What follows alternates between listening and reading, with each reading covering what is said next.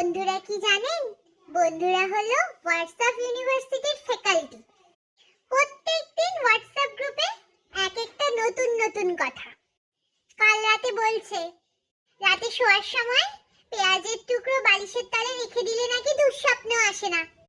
আরে এই যে বালিশের নিচে তো পেঁয়াজের টুকরো রাখবো, তারপরে যে গন্ধটা ছড়াবে সেই গন্ধটার উপায় কে বলবে? তোর বাবা? আর এই রিলেটিভদের কথা তো ছেড়েই দাও।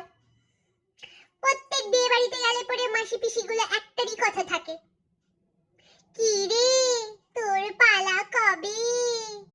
এই যে মাসিমা, পালা তো আসবে, আমি তো এখন সিরিয়াল দেখতে ব্যস্ত, যখন পালা আসবে তখন আপনাকে জানিয়ে দেব। আর রইল আমাদের পাড়ার এক আন্টি, যিনি আমাকে দেখে রোজ এক কথা বলে, কি রে এত মোটা হয়ে যাচ্ছিস কেন? এত মোটা হোস না বাবা।